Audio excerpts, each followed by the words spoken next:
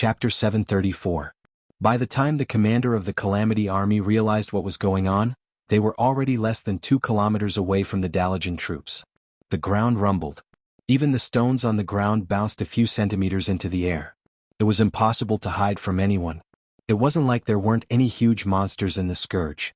The cave demons that had been transformed from spider demons were one of them, but they were definitely not as shocked as they were now. No. This is not our army. Dean Jaden, who was commanding the army from the rear, suddenly realized what was going on. At this moment, none of the liches had realized what was going on. The mist suddenly dispersed. An army in crimson armor, like a huge red dragon that had just woken up, showed its claws and teeth to the Calamity troop. For the Holy Light. The 500 paladins of the Silver Hand led the charge. For the peace of the dead, the Knights of Rotterdam waved their weapons that had been blessed with Holy Light and followed closely behind. Even the Dalajan infantry soldiers who were fighting on the Dalajan city wall 5 kilometers away could clearly hear their battle cry. The people of Dalaran were pleasantly surprised by this army that suddenly appeared behind the Calamity Army as if it was a magic trick. Reinforcements? Thank the heavens. The people of Rotterdam are here. Long live the Alliance. Without reinforcements they would definitely lose. This was an unchanging truth since the beginning of time. Even magic communication had been cut off. Not to mention the cavalry, even the griffins could not fly out. Looking at the terrifying army of the dead that was like an endless ocean, any ordinary person would quickly lose their courage. If not for the hundreds of mage towers behind them that were constantly using extraordinary power to clean up the monsters, the Dalajan infantry at the front line would have long collapsed. Without any warning, they suddenly welcomed the Scarlet Cross, one of the few powerful reinforcements on the entire continent. The morale of the Dalajan was instantly boosted. On the highest mage tower, Antonidas, who was calculating his mana consumption and using it as rhythmically as possible, was also pleasantly surprised to see this scene. What happened next made Antonidas even happier. Under the command of the Dark Dean, the gargoyles that were hovering in the sky and swooping down from time to harvest the heads of the humans on the city wall began to attack the charging cavalry. Most of the low-level undead creatures were slow. It was impossible for the low-intelligence ghouls, zombies and skeleton soldiers to instantly turn around and counterattack. Using the gargoyles' countercharge and the cavern demons' long-range attacks to defeat the human cavalry's charge as much as possible was the best solution that Dean Gatton could come up with. Even a veteran general like Mograine could not help but feel his scalp go numb when he saw the gargoyles whizzing through the sky. Knights and cavalry did not have any anti-air capabilities. Even a holy knight's long-range attacks were limited, and the distance was extremely short. Paladins could fight, tank and heal, but they didn't have any ranged attacks. This was a natural shortcoming that couldn't be fixed. The Rotterdam Kingdom never lacked warriors who would charge head-on into the enemy's air force, but Mograine did not want his men to waste their lives in the hands of the enemy's air force. If the army advanced slowly, they could have the cover of the archers and mages, but they would also lose the chance to launch a surprise attack. It was not that Mograine had never thought of leading the mages to charge on horseback. Unfortunately, most mages did not have the ability to cast spells while moving. Low-level mages had to stop and sense the surrounding elements, and then form a resonance and connection with the elemental realm before slowly chanting spells. By the time they made their move, it would be too late. Fortunately, he had Duque on his side. There was no one in the Alliance who had the 2 metamagic abilities, high-speed moving casting, and super multicast at the same time. It was generally accepted that in the field of multicast, even the 2 Breaking Dawn archmages, Antonidas and Anastrian, had to concede defeat to Duque. He just did not know if Duque's skills had become rusty after 10 years. Duque, it's all up to you. Mograine looked at Duque, who was charging with him, his eyes filled with undisguised pleading. Leave it to me. The 3 short words were powerful and sonorous. For some reason, the baleful Duque today gave Mograine and Abendis an inexplicable sense of trust and security compared to the usual Duque, who always wore a gentle smile. The wind had started blowing. It was a strong wind that was blowing from east to west, the exact opposite of the season. He had thought that the heavens were helping him, but 2 seconds later, Mograine was shocked to find that the source of the wind was actually Duque, who was beside him. Not only was there wind, but there was also fire. The Lordaeron horse Duque was riding seemed to panic when it saw the fire beneath its feet, but the mysterious light from Duque's hand quickly calmed the horse, causing it to immediately enter a state of forgetfulness and gallop away. So fast. That was a speed that far surpassed that of a normal arrow. Was that the mage's blazing haste? How could it be so fast?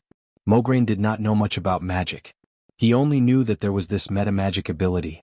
Of course, he did not know that after the baptism of the storm altar, Duque also had the power of wind and thunder. Under the double acceleration, Duque looked like a stream of light to outsiders. At that moment, one man and one horse empty-handed, Duque charged into the formation of the scourge with a crimson magic light. In front of him, hundreds of ghouls with ruined faces and ferocious fangs surged. On the two wings were venomous spiders thrown by the cave demons, revealing their horrifying mouthparts in midair.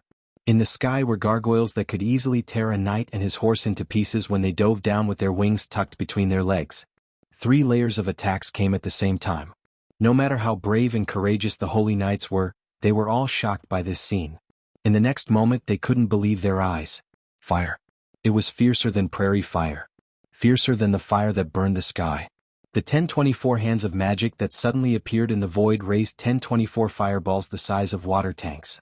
Duque raised his head emotionless. A string of familiar yet strange green words poured down from Duque's retina.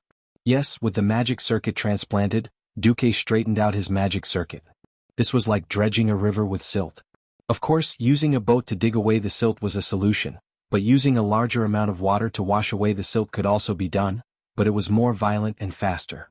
Previously, when his rank temporarily fell, Duque lacked the magic power to solve the problem.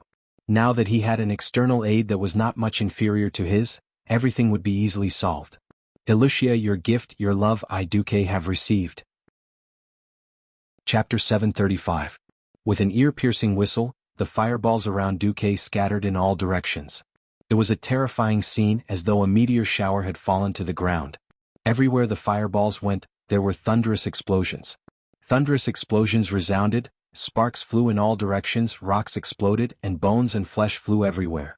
The scene at the scorching canyon 13 years ago seemed to replay itself in Mograine's eyes.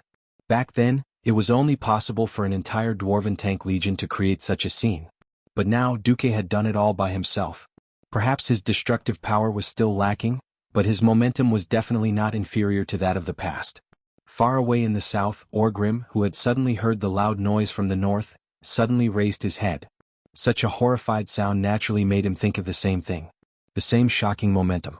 The same perfect timing to strike. Even though his vision was limited on the horizon and he had no time to pay attention to anything else in the fierce battle, Orgrim could not help but mutter a name that had given him nightmares for more than 10 years. Duke Marcus. It was as though a lit fuse had cut into the massive group of undead. With this fuse as the center, all the undead parted to the sides. They were forced to move aside in the form of flesh and bones flying everywhere. Broken human legs, broken spider legs, shattered stone fragments of the gargoyles. That kind of visual impact caused everyone who saw this scene to be shaken to the core. Duque's speed was too fast. A few seconds after he and his horse swept past, the huge fireballs that flew out exploded in the distance. It looked as though the ground had been forcefully plowed open by a huge plow, and the soil fell in all directions. As soon as Duque passed, there was a series of explosions behind him, and the undead formation was in disarray. Charging head-on with the enemy's spear formation was the worst strategy.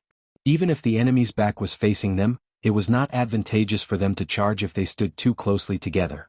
After all, there were many huge creatures among the undead, such as the cavern demons that were almost 2 men tall.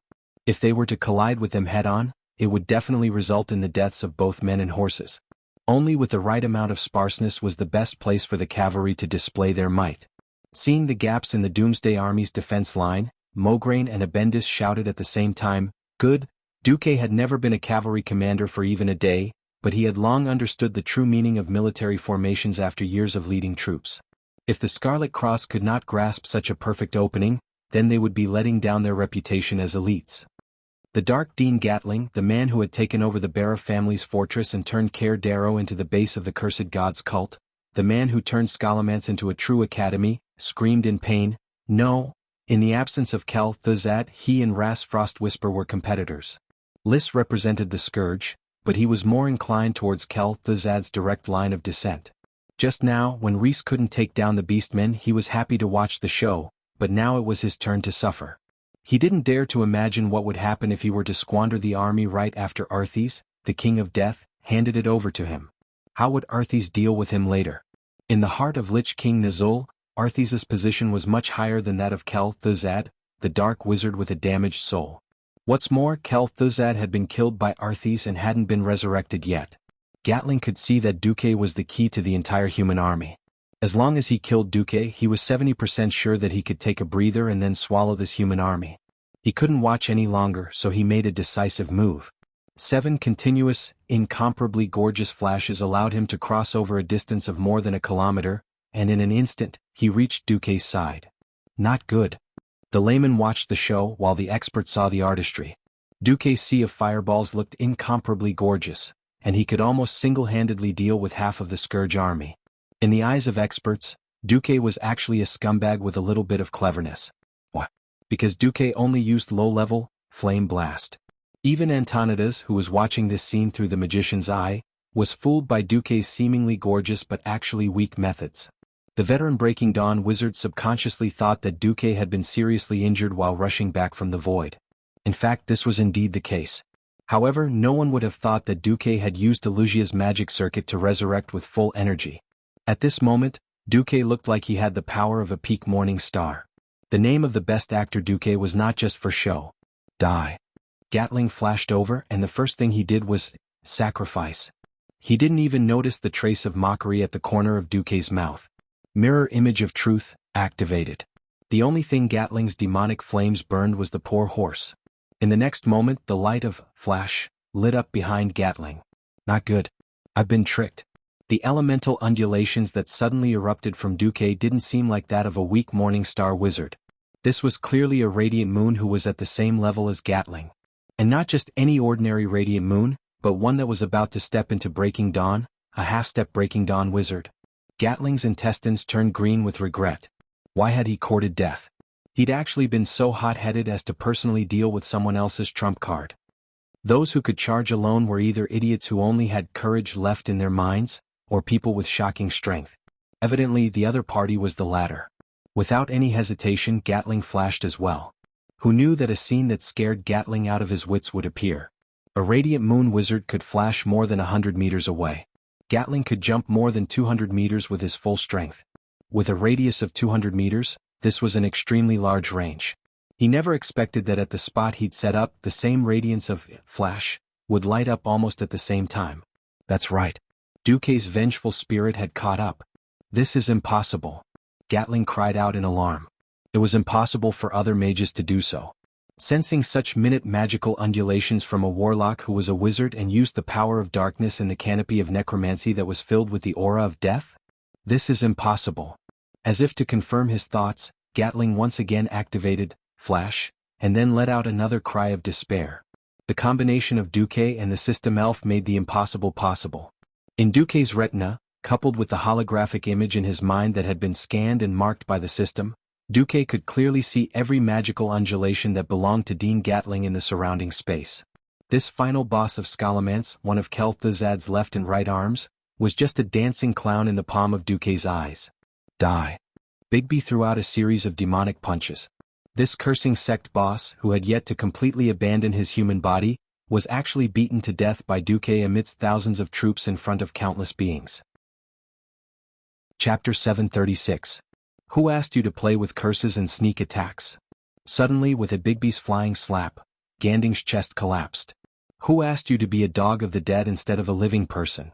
With another Bigby's Vajra fist, Ganding's face was crooked. Who asked you to occupy my woman's home and play disco dance on her grave? With another Bigby's shattering palm, Ganding's tortoise head was directly smashed into his chest. As the saying went, only Pharaoh understood Pharaoh the best. The sorcerer who had turned into a sorcerer had as many control skills as the stars in the sky. Flash, icicle, ring of ice, sheep transformation, fear. However, when Duque attacked so quickly that Ganding couldn't use any control skills, the fastest way to break his mage shield was not elemental attacks, but the most violent physical damage.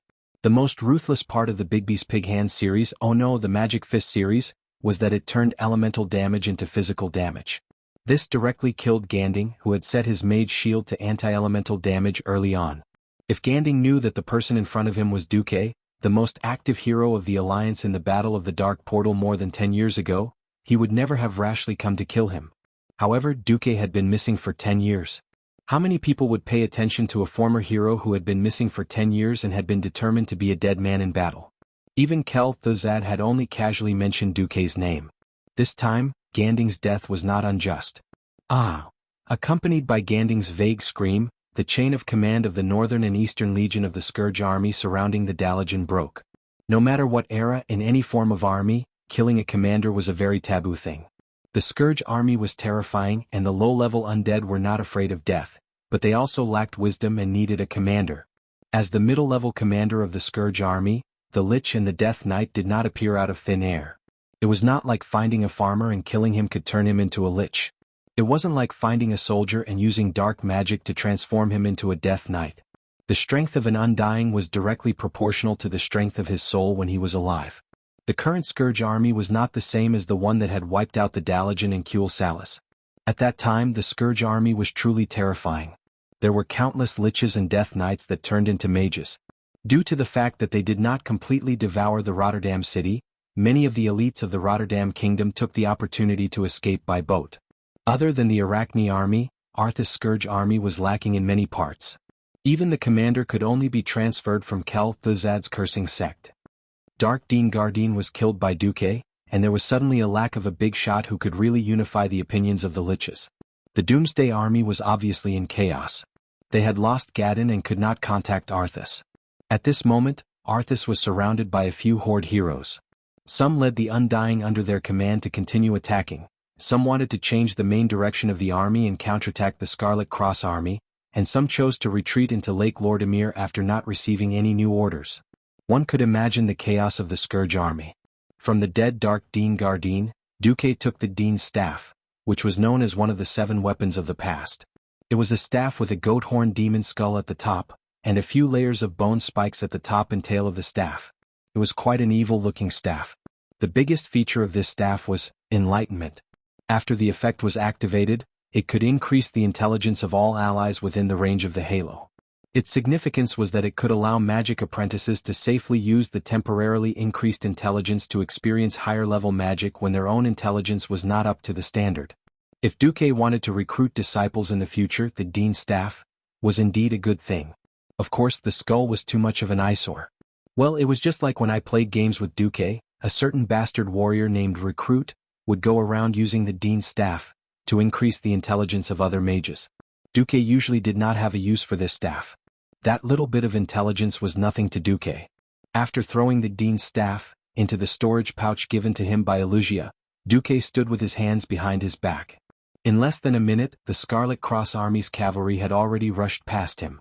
Like the legendary miracle of a sword splitting the sea, the blood-red torrent rushed to Duque's side and consciously parted to the left and right. Long live Lord Marcus. We salute you, the great hero of the Alliance. As they rushed past, some knights did not forget to greet Duque. Duque had never been a knight, let alone a holy knight. But now, many knights in the army had grown up listening to the deified deeds of Duque. Many people had wondered if there really was such a powerful pharaoh who could change the situation of a battle by himself. Today, with their own eyes, they witnessed the return of this legendary figure who was like a myth. They only had one thought in their minds: his reputation was well deserved. As a mage he led the charge. 1 man and 1 horse, yet an army of 10,000 could not stop him. He seemed weak, yet he took the head of the enemy's general as easily as taking something out of his pocket. Fortunately, Duque did not single-mindedly continue to kill. Otherwise, the 80,000 elite soldiers would have come to do nothing, and the Scarlet Cross Army would have lost all face. Kill? Smash these broken bones.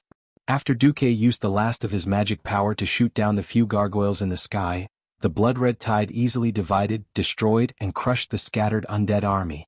After an unknown amount of time, the Scarlet Cross Army finally met up with the Dalajan army that had rushed out of the city.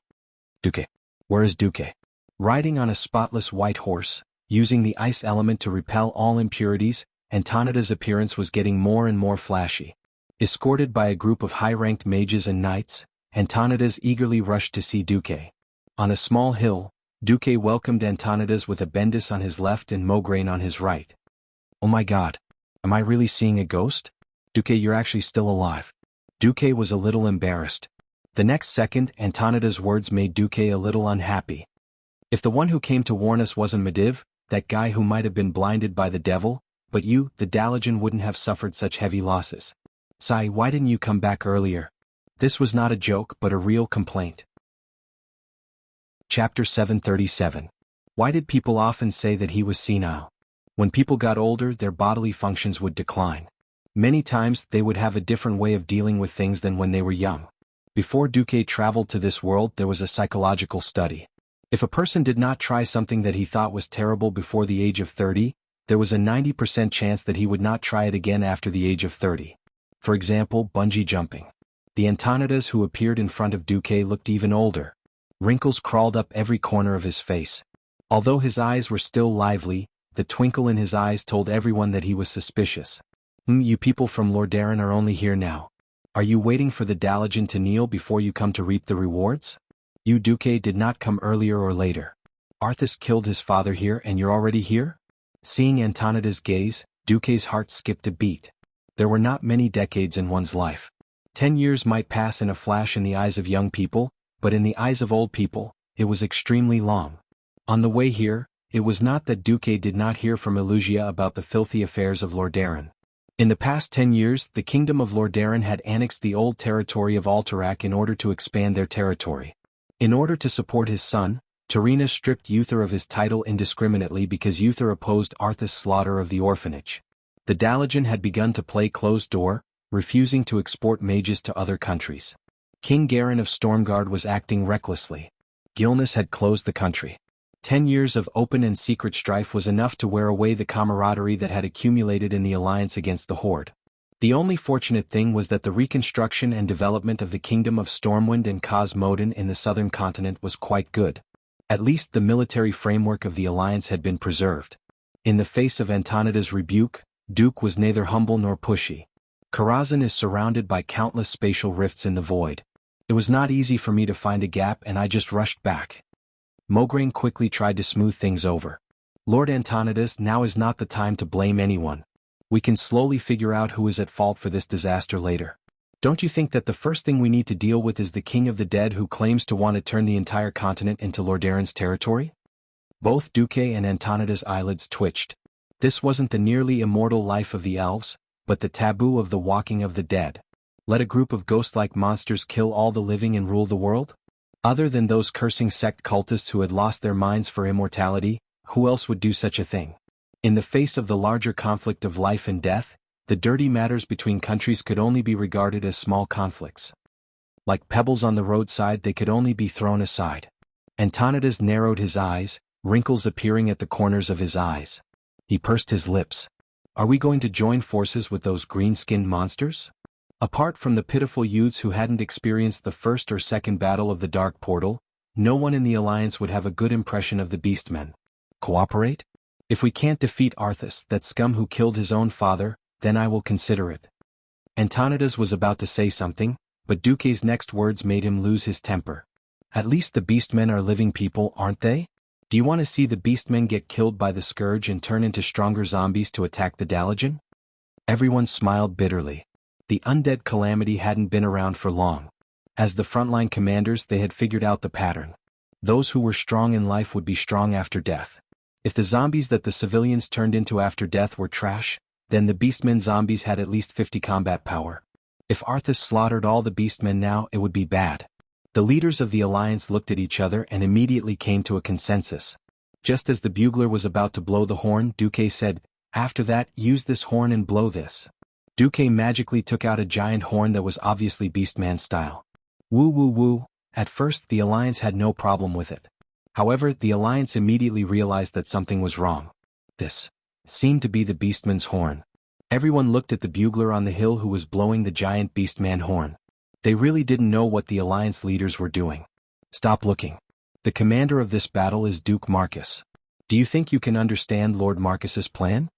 The middle-level commanders scolded the soldiers below. On the central battlefield, a few kilometers away, the 4 Horde heroes were engaged in a fierce battle with Arthas. Thrall, Rexer, Grom and Orgrim. These 4 Horde heroes were definitely fierce people who could fight against 1,000 men. The 4 of them ganged up on Arthas. They thought that they could take him down no matter what. The Death Knights first appeared in the Horde. As a monster created by Ghoul, Dan, Orgrim was still a little wary. He knew about the skills of the Death Knights. However, as the most powerful Death Knight under the command of Lich King Nazul, Arthas with Frostmourne was far more powerful than Orgrim had imagined. Corpse manipulation made the surrounding Beastman warriors attack the four Horde heroes instead. Evil Aura increased the movement speed and attack speed of nearby undead allies. The most disgusting was Death Coil. Many times Arthas' armor had already been smashed, and even his body had been injured. With an extreme Death Coil, a besieging Beastman would immediately fall. At first, Orgrim thought that these were just spells.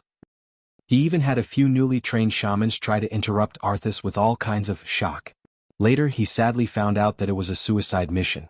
On the battlefield full of corpses and the living, Arthas was simply invincible. Of course, the most terrifying thing was the Frostmourne, that emitted a strange and terrifying aura. Orgrim saw with his own eyes that a shaman who was killed by this magic sword turned into a zombie. Even his soul was sucked into this evil rune magic sword, unable to reincarnate. At first, Orgrim and Grom could suppress Arthas with their superb martial arts. Who knew that this former prince of Lordaeron was also a true martial arts genius? After a dozen rounds they were evenly matched with Orgrim and Grom. After 50 rounds, if it wasn't for Thrall's sudden attacks and Rexor's occasional battle pets to block Arthas' killer moves, at least one of Grom or Orgrim would have been defeated. This can't go on. Just when the four Horde heroes were in a difficult situation, they suddenly heard a strange horn sound that belonged to the Horde. Chapter 738. The Horn of the Horde was very special. Of course, ordinary humans wouldn't be able to remember the cadence and rise and fall of the horn. Duque had never been an ordinary person. As long as they systematically intercepted the name of the Horde and compared it with the actions of the Horde, it would be easy to analyze it. After all, the grammar of the Orc language wasn't too different from the grammar of the common language. Generally speaking, it was still a subject, predicate, object structure. Once they understood this, they would understand. The horn that came from the Human Alliance translated into Orc language: "We will attack the enemy from the north, please cooperate." No. This isn't our horn. Orgrim was the first to realize. Whose? Before Thrall could ask, a trumpeter nearby already asked, "Which tribe are you from?" The other side was silent for a few seconds before the sound of a bugle horn was heard. Then, Orgrim's side was silent for a few seconds. For a moment, Orgrim almost wanted to turn around and run at all costs. Wasn't this a trap? Thrall was stunned for a moment and almost got hit by Arthas. He rolled on the ground awkwardly to avoid Frostmourne's horizontal slash. It wasn't just the four Horde heroes, the entire Orc army was in an uproar. It was a note that hadn't been played by a trumpeter for more than 10 years. This note only meant one thing. It was a name that was almost forgotten. No old Orc wanted to mention it, but they had to remember it: Duke Marcus. The general meaning of the horn was, "I'm Duque. Do you need help? If not, I'll leave." On the Horde side, those who only had muscles left in their heads and were always saying, "Don't be a coward, just do it." Their graves were already 3 feet high. Those who could survive more than 10 years of hiding were not idiots. Not to mention these big Orc bosses. Orgrim and Rexor were captured in the Battle of Scorching Canyon, and it took them many years to escape. Grom was chased by the Windrunner sisters in Tirisful Glades for many years. At first it was the eldest and second sisters, and then Sylvanas chased him for a long time. Although Sal had changed places, he had been a slave gladiator for a long time. The unusual movements of the human army, the heavy weapons that were left behind in the military camp, the sudden attack of the Calamity army, the ridiculously powerful leader of the Death Knights, and finally Duque, who had revealed his identity. If they still didn't know that this was all Duque's plan, then Orgrim and the others would have wasted their lives. It's that demon Duque? Grom used Bloodhowl to block Arthas' attack head-on as he cursed, "How dare he say that he's joining forces with us? He's the only one who can be so shameless." Orgrim gritted his teeth as he gave Arthas another blow with his hammer. His mouth was filled with bitterness. "What do we do?" Sal shouted. What to do? What else could he do? Even if they knew that it was Duque, that bastard who dug a hole for them, the whole tribe would still be in trouble. What else could they do? Could he still beg for mercy from that inhumane dead face? Arthas couldn't wait to turn them all into corpses. The tribe could have a backbone and not let Duque come over. Maybe the humans would find a way to deal with the additional hundreds of thousands of Orc zombies, but so what? But if the humans didn't come over, the tribe would kneel. Now the tribe wanted to revive, not be destroyed here. Orgrim dodged and used a dying Beastman as a shield to block Arthas' Death's Coil. Thrall, do you understand? As a leader, there are many times when your decisions are accompanied by pain. Yes. Ever since he was young, he had regarded Duque as his enemy and Duque as his imaginary enemy. Finally, this legendary, possibly dead great devil had appeared in front of him. Who would have thought that in their first meeting, they would fall into Duque's trap and have to beg Duque to save them? The feeling of being fooled and crushed by Duque in terms of intelligence filled every cell in Sal's body. However, Thrall was determined and wise. He exchanged glances with Orgrim and quickly made a decision. 5 kilometers to the north, the Scarlet Cross army had regrouped after a battle that was not too intense. Although they weren't completely unscathed, it was definitely a rare victory. More than 200,000 zombies, tens of thousands of ghouls, and thousands of cave demons and gargoyles had been destroyed. The Dalajan infantry regiment was organizing to clear out the remaining enemies and carefully collect the corpses, preparing to burn them all. Duque had said that even if the corpses were disassembled, the Scourge could still use the bones to create more terrifying undead creatures. Duke's description of the Scourge army had easily frightened a few members of the Kirin Tor parliament. Duque secretly heaved a sigh of relief. Fortunately, it wasn't the Scourge yet. The Abomination, a monster made from a large number of corpses and a mountain of flesh, had yet to be born. Similarly, the evil Dark Liches hadn't developed the blood and bone puppets, which were a mixture of flesh and bones. It seemed that Arthas hadn't gotten the Ice Dragon army either. The Scourge now was far weaker than it had been in history. Well, it should be the same for Arthas. The original Arthas had experienced the massacre of the holy city of Stratholme, and the mental blow he had suffered was far greater than the burning of an orphanage. After all, it was a competition between him and the Dreadlord to see who could burn the infected residents faster but hadn't completely turned into zombies. The torture of conscience like a death match was definitely much greater than burning a group of orphans. It was true that he was now the most powerful Death Knight, but the human nature left in his soul made his dark powers far weaker than he had been at the same time in history. This was what Duque could make use of.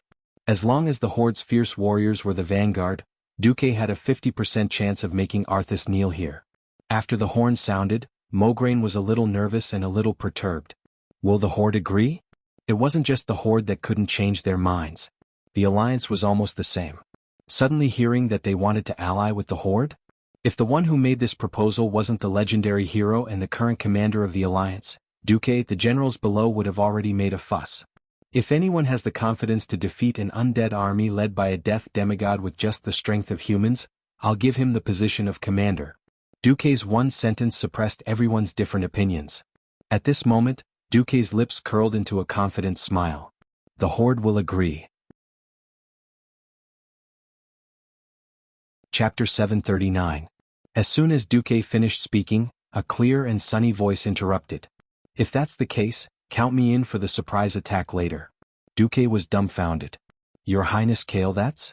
It was the handsome high elf Prince Kael'thas Sunstrider. If he had not come, Duque would have almost forgotten that ever since he led the army to surround Kuel Salis and failed, Prince Kael'thas, whose reputation had plummeted, was once again sent to the Dalajan by his father and the Silvermoon Council to further his studies. Yes, it was indeed to study exile. Sometimes, Duque could not help but wonder if he was too dazzling and had instead caused trouble for Kael'thas. However, who could be blamed for that battle back then? If Kael'thas had really been possessed by the god of war and defeated the Horde, then Duque would not have been able to retreat thousands of soldiers with one flag. Looking at Kael'thas' sincere face, Duke suddenly had the urge to help this bitter prince no matter what in the future if he had the chance.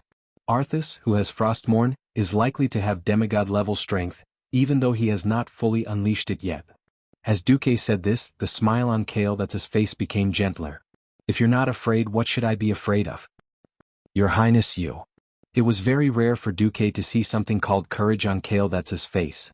We all have the same life. I don't think I'm any different from you. As a Kirin Tor counselor, there's nothing wrong with risking my life to protect the city I work for, right? No. Kaisi, you've heard of me. We're really different. I can run back to the corpse and resurrect. Since 15 years ago, you've bravely defended this world time and time again. 15 years have passed, but I've accomplished nothing. I'm beginning to realize that it's my inner cowardice that's restricting my progress. No. Kaisi, when you realize that death will only lose your moral integrity, you won't be afraid of death. Today I think I should take this step. Alright, take a step. Don't blame me if you pull your balls.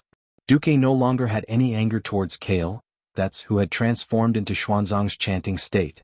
At this moment, a series of high-pitched and low-pitched bugles came from the distant battlefield. As expected of a tribe. Duque smiled. What did the green dwarf say? Antonidas asked. Duque pursed his lips and translated, we can work together this time. After that, we'll still be enemies. Several big shots of the alliance snorted coldly. Their faces were filled with a strange expression that said, beastmen are so unreasonable. Duque didn't dare to speak. At the end of the day he was the one who had dug the pit for the orcs to jump into. Although the alliance and the horde had been enemies for generations, the orcs had indeed reached their limit as they wanted to cooperate with each other. Duque was also worried. He had been given such a bad hand as soon as he returned. If he had the elites of the watchtower, would he still need to make use of the orcs? First, the orcs were overturned, and then Arthas' doomsday army was flattened. The most troublesome thing was that the best holy knights weren't by his side. What could Duque do? We can act later, Antonidas said in a low voice. Duque glanced at the breaking dawn mage and sighed in his heart. Old man Antonidas is old, stubborn and corrupted. If they acted later they could weaken the orcs, but in a sense they would also be watching the orcs and the doomsday army fight to the death. However, this was too short-sighted. At this point in time before Archimonde, the big shot of the Burning Legion, arrived, Arthas as the strongest Death Knight, was the biggest threat. To a certain extent, the alliance would benefit from an internecine outcome. It would be very difficult to trick the horde into joining them. Duque didn't know if he could stop Archimonde's arrival. If he failed, it would obviously affect the upcoming Battle of Mount Hyjal. That would be the first time the alliance, the horde and the night elves worked together. So after hearing Antonidas' suggestion, Duque shook his head. No. Compared to the horde who has lost the courage to fight us, Arthas is the biggest threat. If we let the horde go, it's just another battle. The alliance will have an 80% chance of winning. However, if we let the Doomsday Army go, the entire Rotterdam will not see a single living person for 3 months. Duque's description of the future was a little exaggerated. However, the snowballing ability of the Doomsday Army to turn people into zombies was undoubtedly very shocking. Antonidas was silent. Woo woo woo, the alliance's marching horn sounded. This time there were no reckless cavalry charges. Instead, the heavy infantry with big shields was in front, the spear team was in the third row, the javelin team and the archer team were in the middle, and the cavalry was in the 2 wings. It was a standard Rotterdam army formation. At the back were the Dalajan mages and their guards. The infantry and cavalry trotted all the way in a perfect and oppressive formation, pushing straight towards the back of Arthas's doomsday army. Don't be afraid. Don't hesitate. The holy light shines on us. Those monsters are no longer our family. They're evil undead. Blow up their heads and chop off their claws. Don't stop until their heads are smashed into smashed watermelons. Even if these monsters bite you, they might turn you into monsters like them.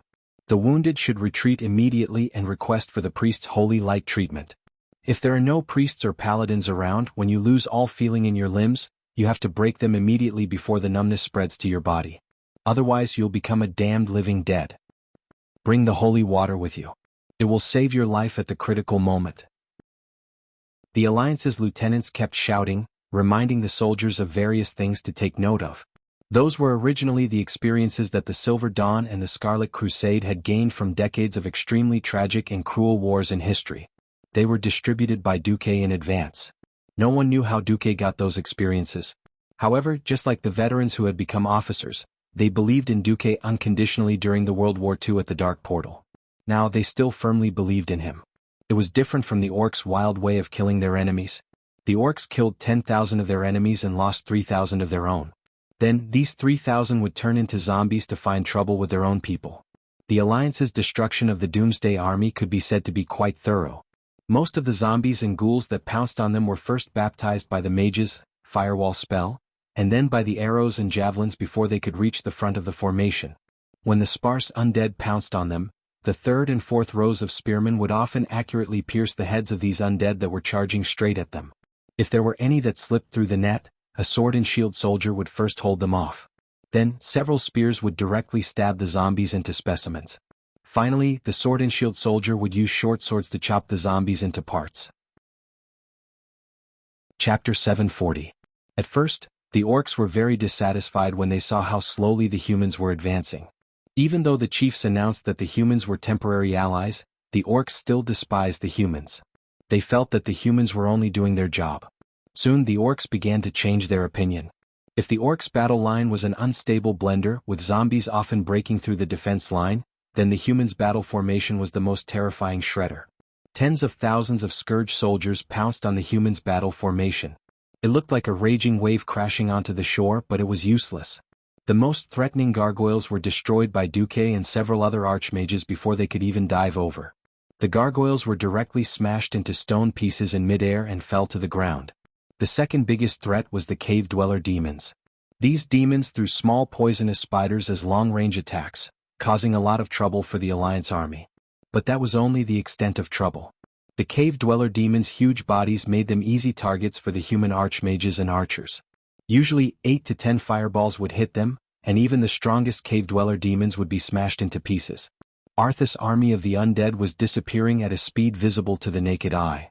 The entire huge black battle formation was smashed into pieces from the north and south. This is impossible. Through the soul connection, Arthas also sensed the decline of his army. He suddenly turned around and saw the imposing Scarlet Cross army. It was like the rising sun, driving away the darkness. That fiery red light almost dazzled his pale and handsome dead face. Ras Frostwhisper, hold the north side. Sensing the death of the Dark Dean, Ras Frostwhisper already knew that the Alliance army was not to be trifled with. Unfortunately, as the substitute of the Lich King, Arthas' status and will were absolute. Lich King Nazul, who had become a pure soul and was sealed in a block of ice, would certainly not allow Ras Frostwhisper to be a scapegoat for such a small matter. The bitter Reese could only lead his warlock brothers and the low-level Lich to command a large number of low-level undead to go up against them. Kill, that's a Bendis. Duque pointed at Ras Frostwhisper. Even if Kale, that was a noble prince, since he had entered the Alliance's ranks, he was Duque's subordinate.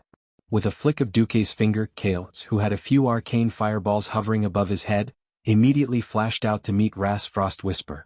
As an immortal, he had an instinctive aversion to fire. Becoming a lich meant that he no longer had any fate with fire magic. Compared to Kale, who was like a miniature sun, Ras Frostwhisper represented endless winter. At first glance, Kale /S Flame Elemental Ball and Rice /S Frost Elemental Ball were like two paintings of completely different styles, forcibly piecing them together. Endless fire and frost elements from the elements realm were molded into the form of magic spells and bombarded towards the opponent constantly. For a time it turned into a magic war. As one of the bosses of Scalomance, Ras Frostwhisper was quite strong. His Frost Arrow Rain was able to put Kale, who lacked actual combat experience, into a fluster. Seeing the way Kale, attacked, Duque only wanted to facepalm. Although they were both radiant moons, how could an unorthodox lich like Ras Frostwhisper compare to a proper elven prince? However, Kale, really did not have much experience in real magic battles, and in the end, it was the elven prince who was suppressed. Can't he use fire just because he's good at it? An arcane bomb will teach him a lesson. Duque muttered softly. Who knew that Kale, pair of elven long ears, would listen to Duque's side? The rich guy was actually enlightened. The former Earl of Reese raised his fleshless skeletal hands. Just as he was about to use a hand gesture to launch a new spell, an unexpected scene happened. It was a large fireball that exploded about 5 meters in front of him. Unexpectedly, after being offset by his frost arrow, the fireball exploded. Suddenly, a purplish-blue light flashed in the middle of the fireball, and an arcane bomb that contained an enormous amount of magic power suddenly accelerated. Then, it shot from lightning to less than 2 meters in front of Ras and exploded before it could touch his magic shield. A violent arcane impact surged over, and the lich was caught off guard. He withstood the damage of the arcane spell, but he was unable to offset the terrifying shockwave that exploded in all directions. The bitter Ras only saw a flash of purplish-blue arcane spell. The shockwave of the explosion first pressed a hemispherical depression into the translucent ice shield that covered his body. Then, his entire body was sent flying. Liches never lacked calm. However, the turbulence of the arcane explosion also interfered with his flash spell. As a result, he was smashed into the ground like a cannonball. The huge impact blasted a large crater in the battlefield full of flesh and bones. The surroundings were full of exploding flesh and blood, broken limbs and fragments scattered on the ground like the pitter-patter of rain. Ras was in a sorry state in this explosion. His gorgeous purplish-red mage robe was blown into rags. and even the bones of his fingers that withstood the impact showed signs of breaking. Before he could climb out of the deep pit, a huge golden shadow suddenly flashed out of the pit in front of him. The golden light, the white gold warhorse, and the holy power that was full of awe-inspiring righteousness. One man and one horse. But it had the terrifying momentum of thousands of soldiers and horses charging at the same time. Ras Frost Whisper, who had not yet figured out what happened, first felt his face heat up, and then he immediately felt the holy light contained in the holy light hammer and the destructive power it brought to his body. Ah! The Lich had long lost his voice, but the trembling sound that came from his soul still echoed in all directions. His ugly skull, which no longer had any flesh, directly exploded under the full force of General Alfred Abendis' blow into countless tiny bone fragments that splattered in all directions. Lich Ras Frost Whisper, killed. At the same time, 3 people joined the battle between the 4 tribal heroes and Arthas. Mograine, Antonidas, and Duke Marcus. Orgrim and Arthas said this name at the same time, which to them was a terrible name. Duque smiled and waved his hand. Yo, the weather is really nice today. Thrall looked at the dark sky covered by the canopy of undead and found that he could not understand Duque's thoughts.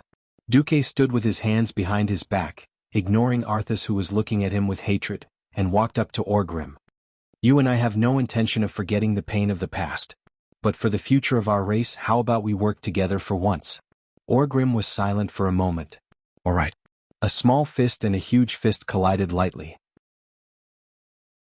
Chapter 741. If it was the first great chief, he would have chosen to deal with Duque first, and then see if he could deal with Arthas. In fact, the first batch of orcs who drank the demon's blood were mostly brainless fellows who thought that they should not be afraid, just fight. Time could wear down a person's mind. Orgrim was no longer the hot-blooded leader who thought that he could conquer the world just because he controlled the tribe. In addition, after more than 10 years he had experienced glory, but he had also experienced hardships. He had been a great chieftain, but he had also been a prisoner. He had seen the splendor of civilization, and he had been a barbarian for almost 10 years.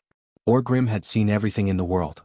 When the demon's blood gradually faded, the orcs were still brave, but they were no longer violent.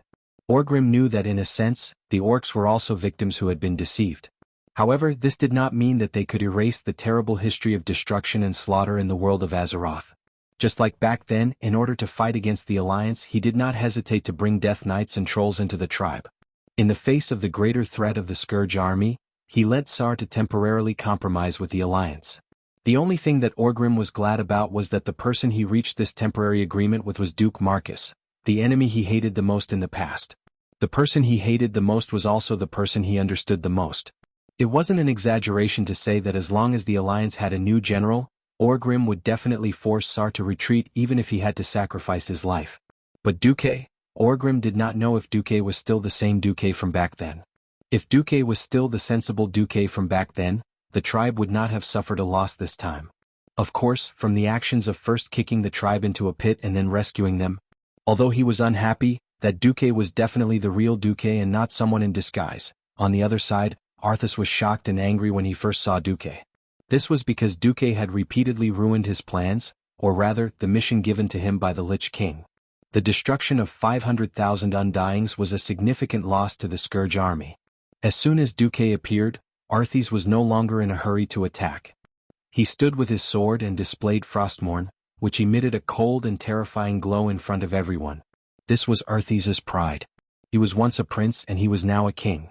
Although he was the king of the kingdom of the dead. Oh Duque. How rare, I thought you were already dead.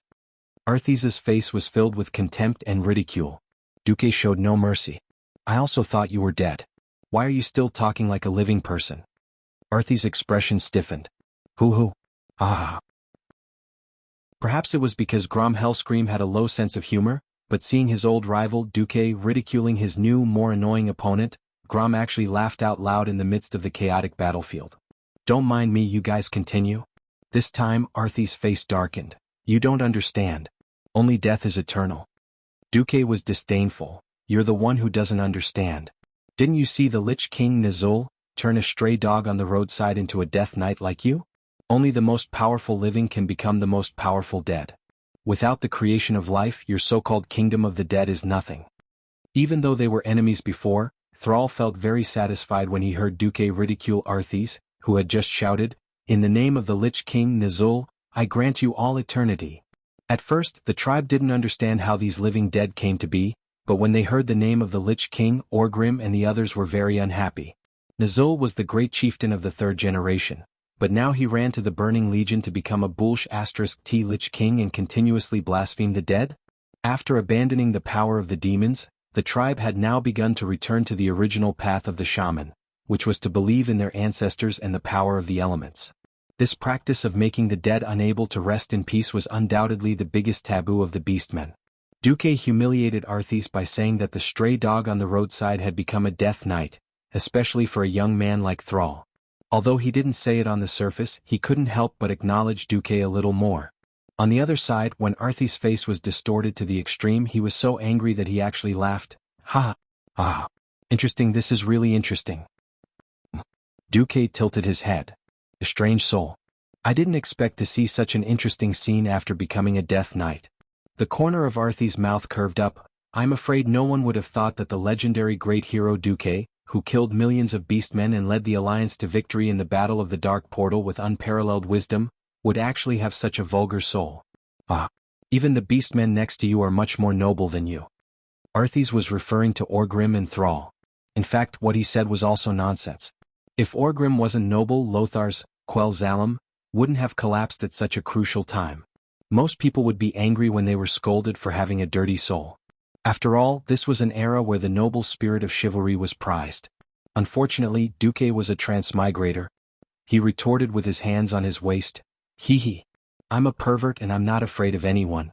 No matter how much I like money, fame, status and beautiful women, no matter how vulgar my soul is, at least I use my wisdom and strength to protect humans in this world.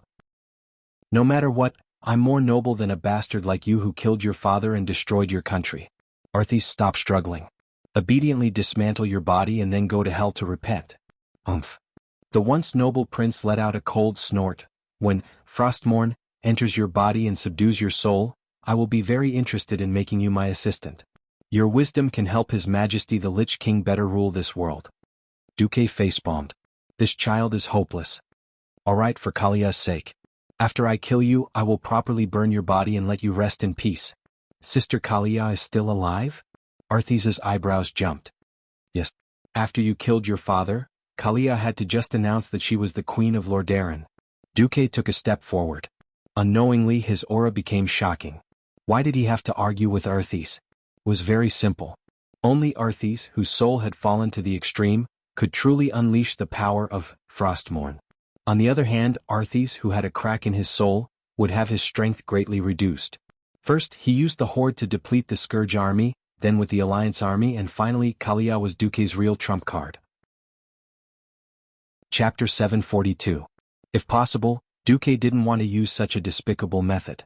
It was a tragedy that Arthas had fallen from a great prince to a death knight, but unfortunately Duque, who had been blasted into the void, couldn't stop him in time.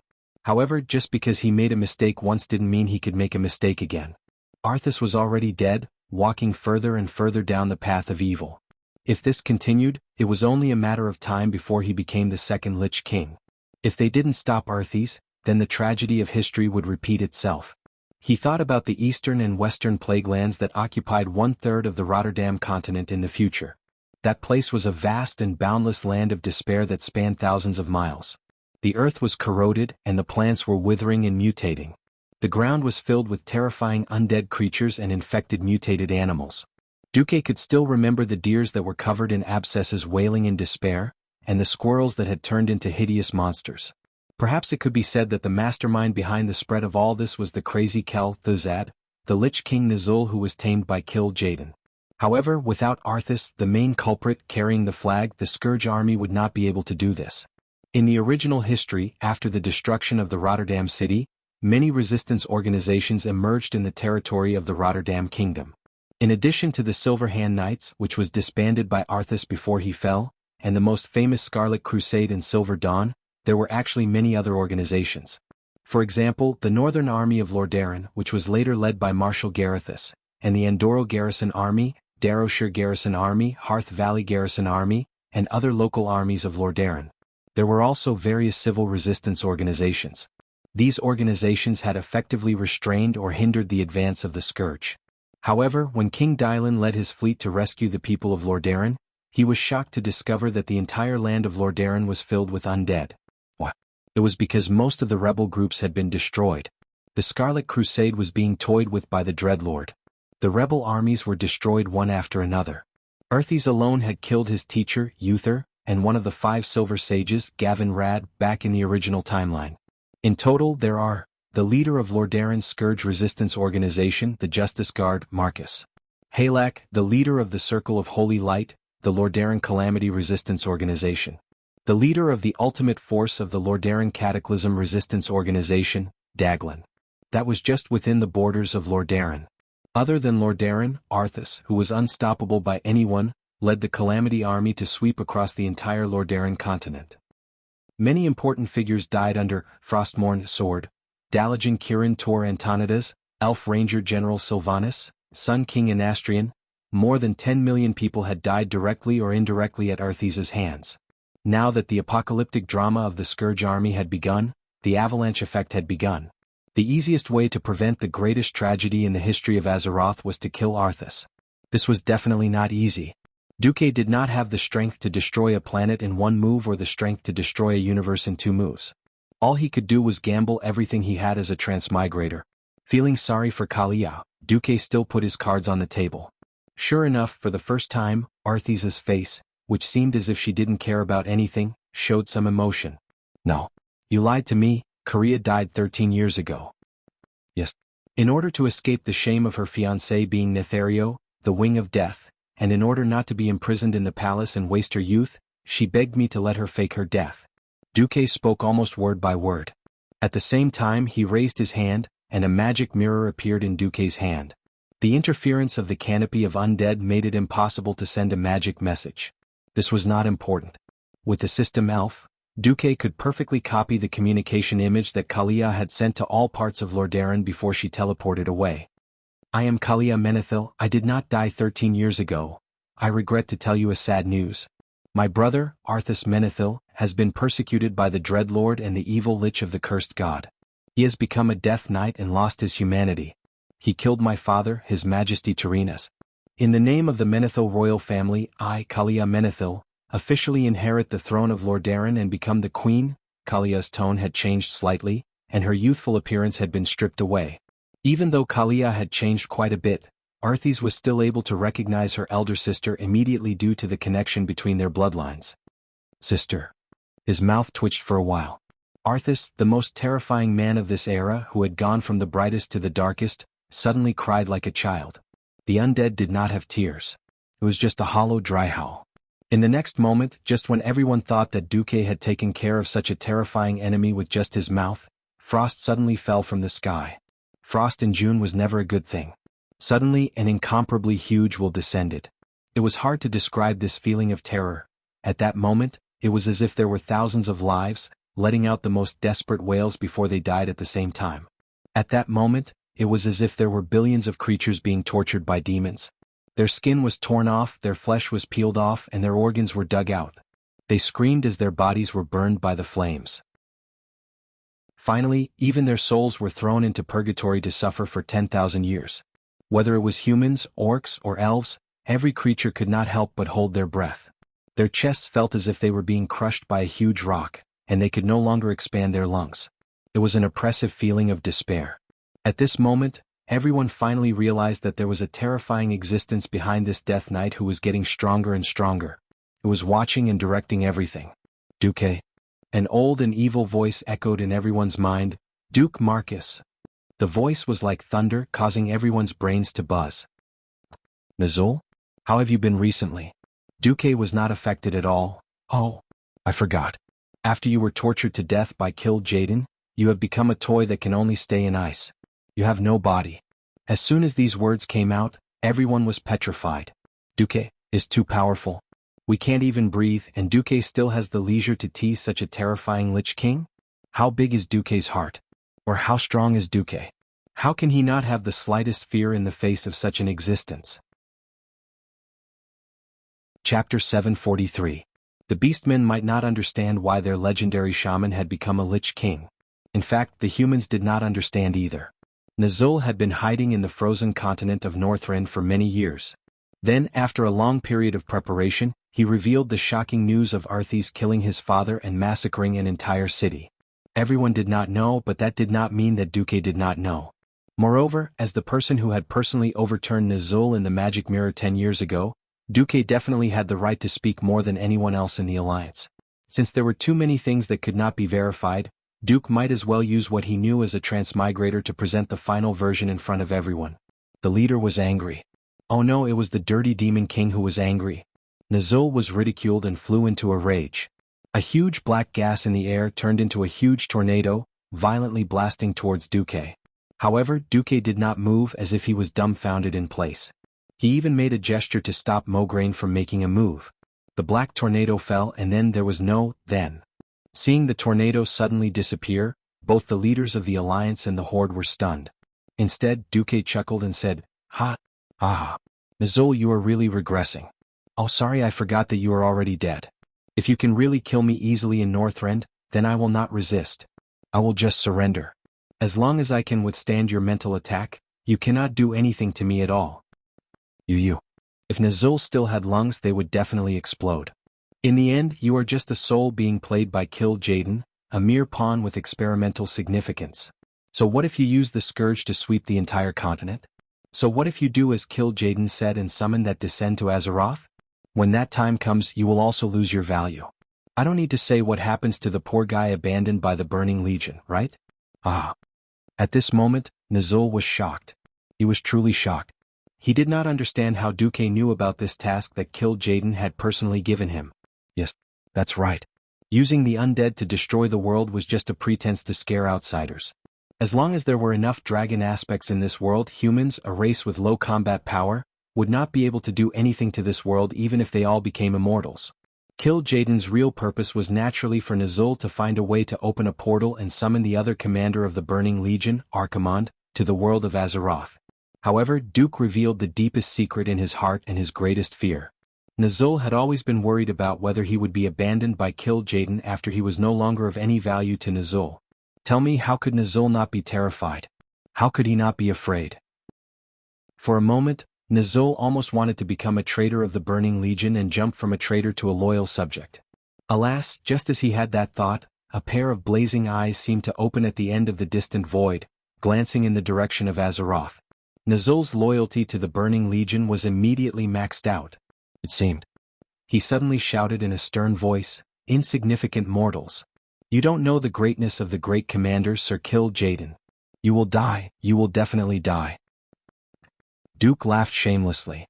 Then he raised his right index finger and waved it arrogantly. "Ah, are you threatening me? Nazul, you are not qualified. I can kill you once and I can kill you a second time. You?"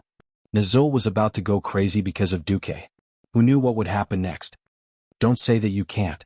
I'm not even afraid of your boss's boss, Sargeras. Do you think I'm afraid of Kill Jaden?" Duque sneered. Even if they were not allies, even Sal couldn't help but want to laugh. On the Alliance's side, a large number of people showed admiration for Duque. Should it be said that Duque was indeed a legendary hero? If it were anyone else, it would be impossible to have such confidence. But Duque did. Nazul broke into Karazhan alone, and then he was turned into a dead dog by Duque. Nazul's death was definitely related to Duque. And Sargeras was beaten into the abyss, and Duque was definitely the culprit. What was confidence? This was confidence. Before any evil demon could really step on Duque, it was likely that Duque's undefeated legend would continue. That's right. Duque was arrogant, but Duque had the capital to be arrogant. Arthas, go, kill Duque. I want Duque's soul to be like me, sealed in a small space and suffer eternal torture. Dirty Demon King, you're showing your cowardice. Isn't this admitting that you're really a prisoner? However, Nazul's ultimate move was still very imposing. The dark aura that lingered on the entire battlefield was attracted at the same time. The black aura that was visible to the naked eye was converging, like 100 rivers flowing into the sea, from a thin line to a thick line, from a thick line to a huge pillar of air like a river, and finally compressed into a bright black light, shooting into Arthas' body. Soon, accompanied by a burst of bones, Arthas that no one had ever seen before, and that had never appeared in history, appeared in front of everyone.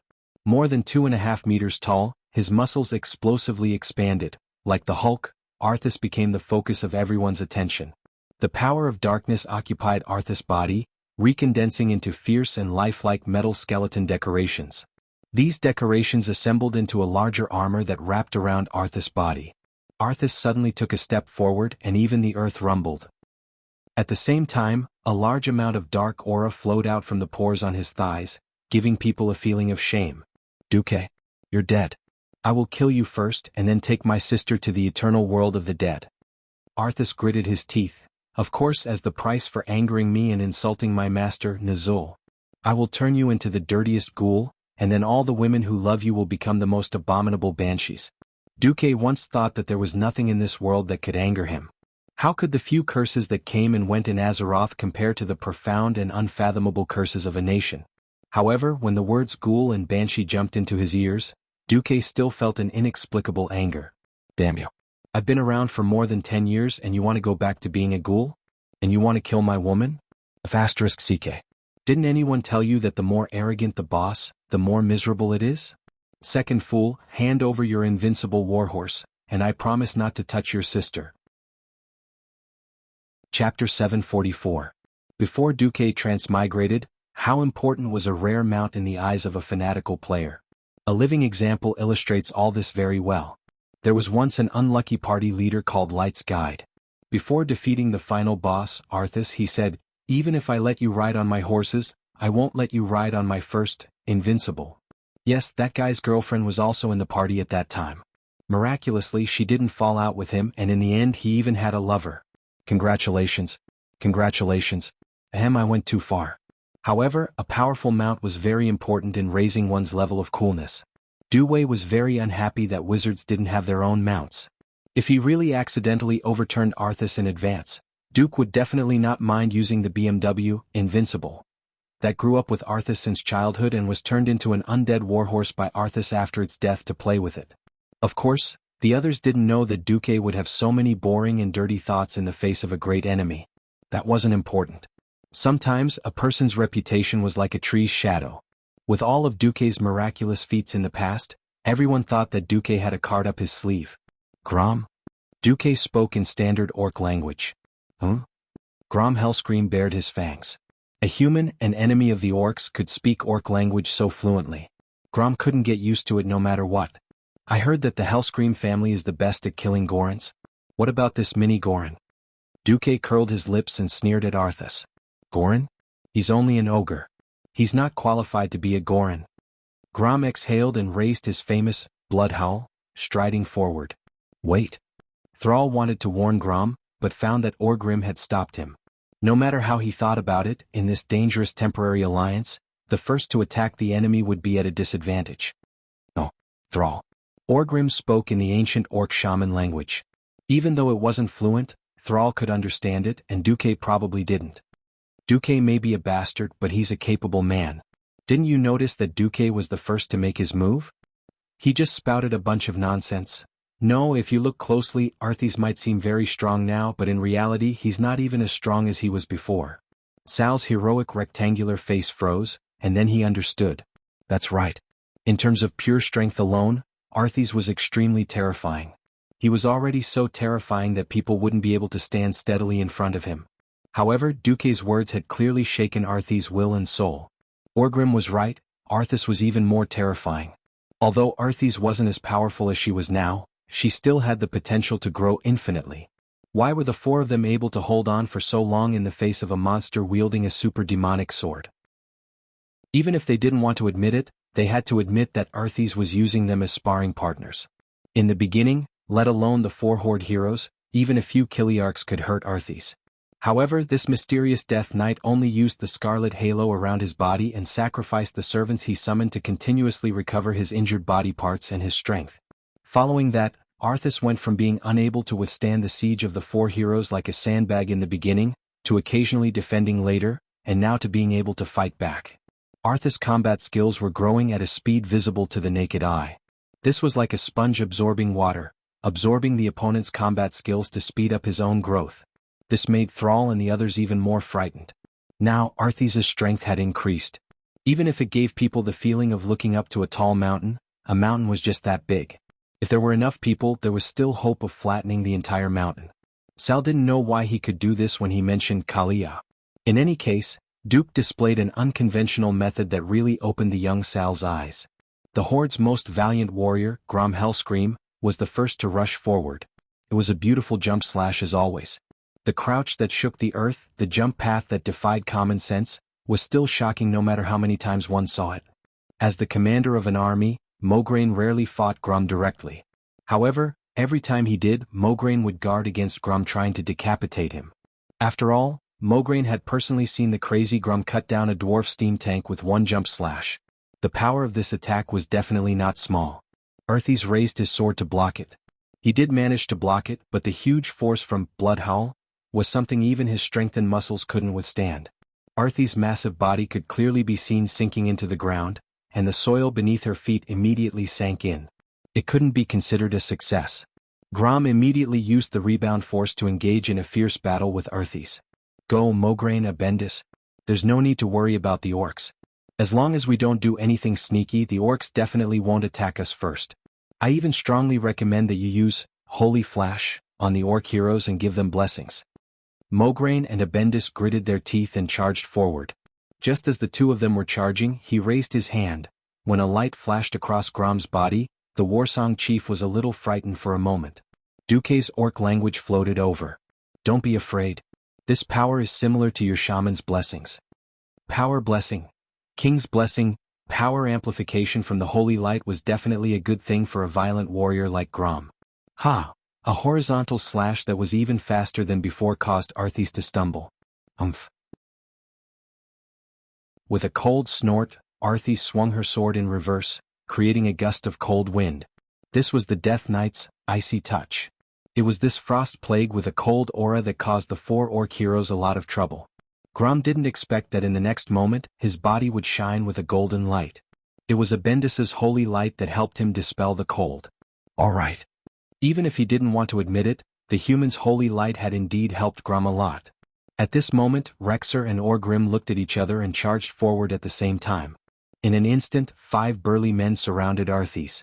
The main attacker was still the orc hero, while the 2 human paladins mainly used the power of the retribution element and the power of the holy element as support.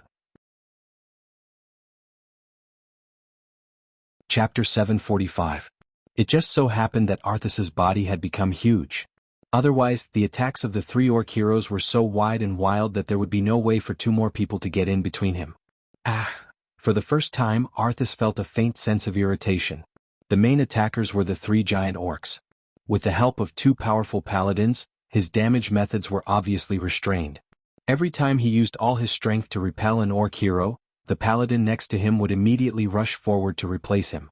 Compared to the orc warriors, the human paladins had stronger defense and were more difficult to deal with. At this moment, Duke's third order came. Kill, that's. Burn the nearby corpses. The prince did as he was told without even frowning. In fact, Duke had originally guessed that Kale, that's might not want to do it. After all, it was indeed a bit torturous to ask the dignified High Elven prince to act as an incinerator to clean up the corpses. Who knew that the prince would do as he was told? Kale's extremely gorgeous Phoenix Flame was fully activated. Almost every time he raised his hand, spots of red light would splash out like water. Duke's pupils suddenly shrank. He did not expect that the legendary Fire Feather, the ultimate skill of Kale, that's Private Phoenix, AO, could be seen here. At first glance, each flame feather was only the flame of a lighter, but when the flame feather quickly shot towards the corpses on the ground, each corpse was instantly set on fire.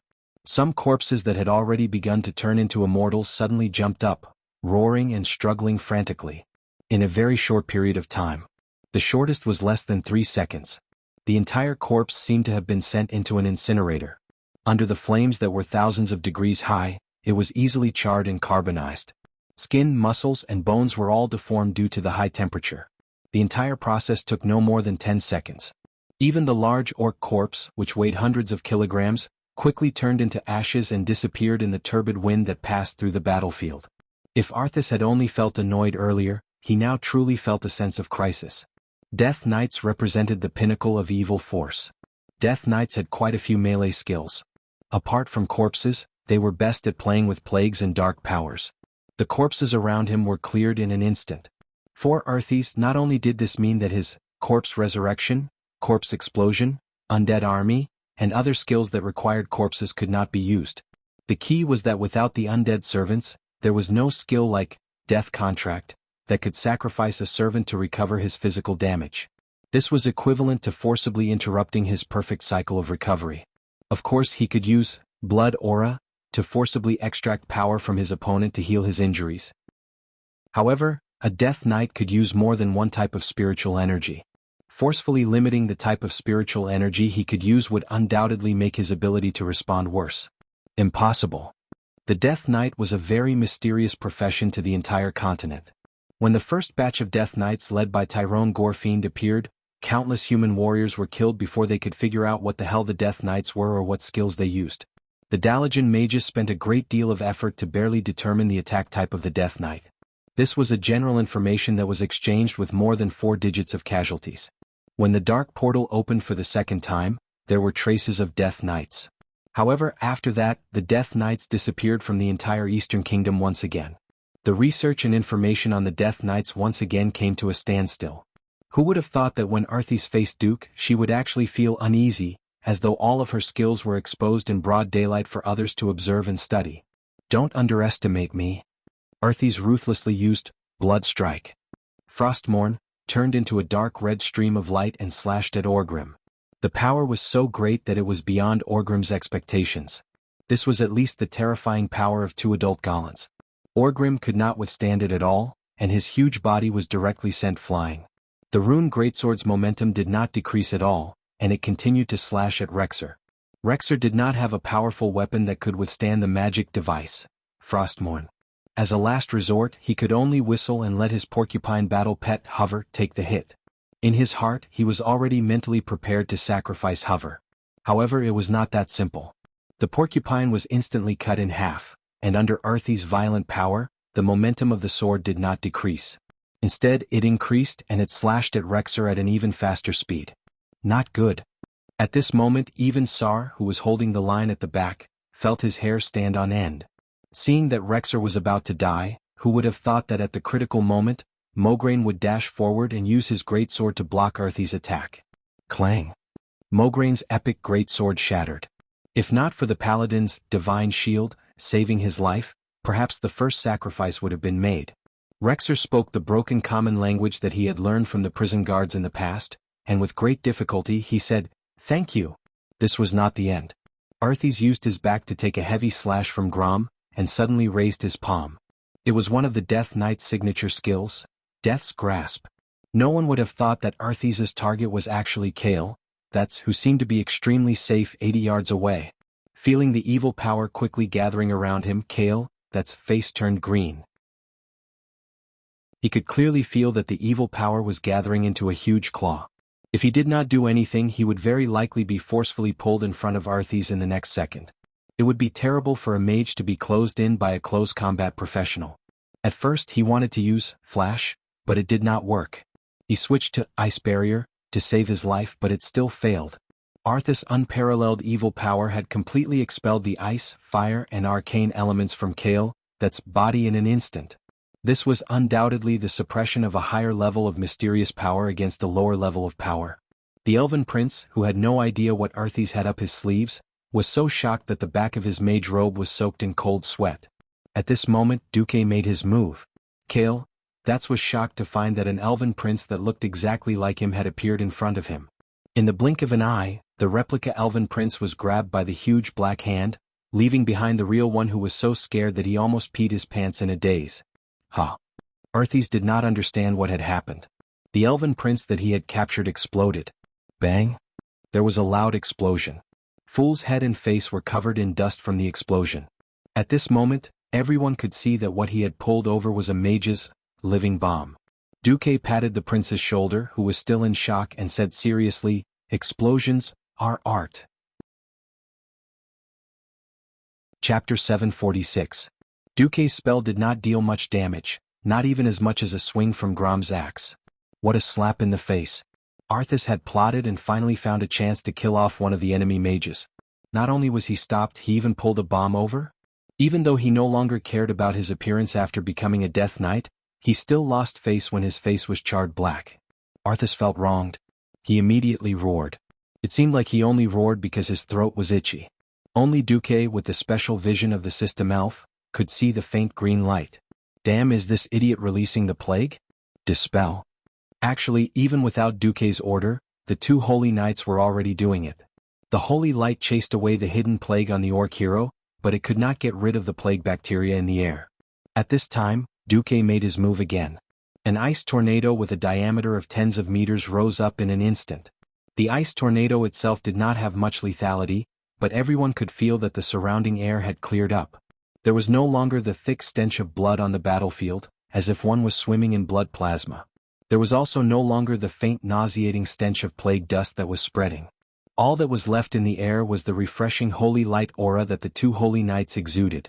Now, even an idiot knew that Arthas's move had been countered by Duque once again. Orgrim wiped the blood from the corner of his mouth and said in the ancient shaman language, "Guile, watch carefully.